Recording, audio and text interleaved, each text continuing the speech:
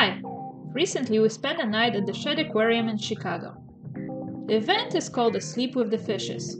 We get to check in at 6 p.m. on a Saturday evening and could stay overnight, including all next day. A few months ago, we also spent a night at the Field Museum in Chicago, which is called Dozin with the Dinos.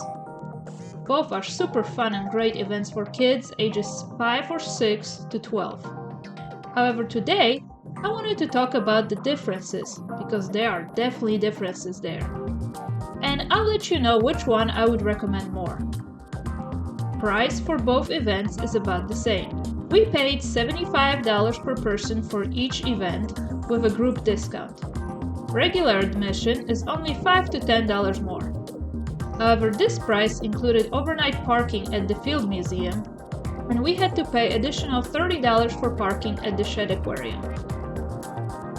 Check-in process was faster and much more smooth at Field Museum. We could all wait in the lobby while one person from our group checked us in. At the aquarium, line to check-in started outside. It was raining a little, so that part wasn't very enjoyable. After that, they go through everybody's bags, and I saw them confiscating some snacks and drinks that anyone tried to bring. They did not go through our bags at the Field Museum. So first point for check-in process is for Field Museum. Both events had organized activities for kids during evening hours. At Shedd Aquarium, some activities included a scavenger hunt to find 6 nocturnal animals, squid dissection, which my kids really enjoyed because they had never done that before. They had craft table for the kids. A couple other activities that we ran out of time to do were to determine about what's food for turtles and what's trash, spin the wheel to test your knowledge about the Great Lakes, and comb through sandboxes and sort the items you find. We also had time to watch a 10-minute 4D movie about sharks. Activities at the Field Museum included dissecting an owl pellet, crafts, building a dinosaur out of cardboard boxes, learning about mummification, writing your name in hieroglyphs.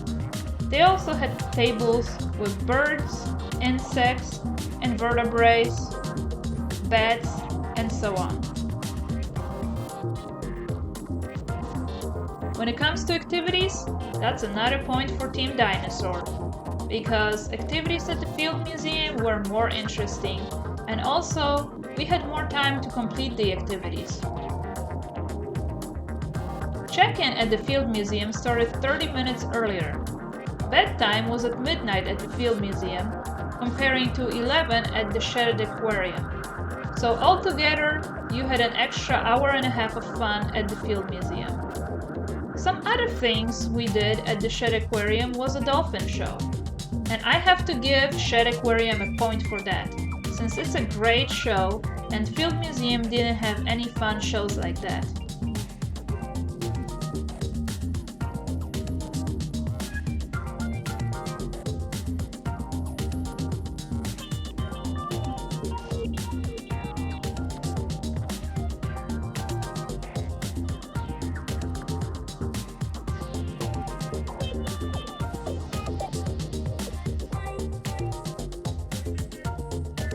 They did have a bedtime story at the Field Museum that was really fun because it was already after the lights were out and we had to go there using our flashlights, but it still doesn't compare to the dolphin show.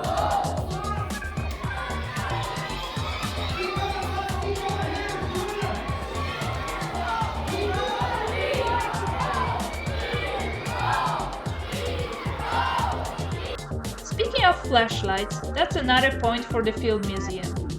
Walking around the museum after the lights were out was just such a nice experience. Before we went there, we watched the movie Night at the Museum, so it just gave us that extra chill thinking if the dinosaurs will come to life at night. Flashlights or lanterns at the Shedd Aquarium are just not allowed, so once the lights were out, everyone just went to sleep. There was no walking around after that. So now let's talk about sleeping arrangements. we had non-VIP tickets for both places. VIP tickets allow you to sleep in better areas. Both times we went with a group of Cub Scouts. Field Museum allows air mattresses, while Shedd Aquarium allows them only in the VIP area. And since we were not in the VIP area, we were not allowed to bring air mattresses. Additionally, Field Museum had a limited number of tickets sold, so we had a whole corridor designed to our group, which means each family could spread around and have their own private area. That was not the case at the Shedd Aquarium. Since it's an aquarium, they wanted you to have that extra experience of knowing what it feels like to be a sardine in a can. They designated a very small area for almost 100 people to sleep. And now I understood why air mattresses were not allowed. They just wouldn't fit. But I just don't understand why they had to squeeze us like that. Where often you had to sleep next to a total stranger when there were other hallways and sections of the aquarium where no one was allowed to sleep. Price also included a small snack in the evening and a small breakfast in the morning, which were comparable at both places, so it's a wash, no points there. One more thing I would like to mention is the schedule they gave us at check-in at both places. Schedule for Dozin with the Dinos included printed maps for the whole museum. Shedd Aquarium didn't include a map. Many times we didn't really know where the activity was taking place, so we lost a lot of time looking for them, which could be a reason why we didn't get to do a lot of the activities during a sleep with the fishes. Most of the activities during Dozin with the Dinos were in a lobby all next to each other, so you could easily bounce between the tables and do them all.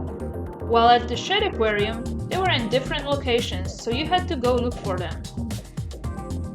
Dozin with the Dinos also included a patch for each kid, while at Shedd Aquarium, you had to purchase a patch in a gift shop for $6. So when it comes to what's included in your price, that's another point for the Team Dino. So if you're keeping track of score, that's 5 points for Dozin with the Dinos versus 1 point for Sleep with the Fishes. And don't get me wrong, both events were fun and worth doing. And maybe if we wouldn't do Dozin with the Dinos first, we wouldn't complain about so many things about the Shedd Aquarium. But since we did both, we had that comparison in mind. Both places were very educational for the kids. Shedd Aquarium had animal highlights where they talked about different animals like beluga whales or penguins. We all learned a lot from them. It also depends on your kid's interests. You might like one place over the other just because your child really likes fish. And that's great. However, if I had a choice to do just one of those events again, I would definitely pick Dozin with the Dinos. And if I would have to be asleep with the fishes again, I would for sure spend some extra money to get the VIP tickets where you can use the air mattress and have a little bit more space. But even then, don't think you will have privacy and you still might end up sleeping next to a stranger. I hope you enjoyed this video. If you would like to see more videos about educational field trips like this one, don't forget to subscribe and check out this video about our medieval history field trips. See you next time. Bye!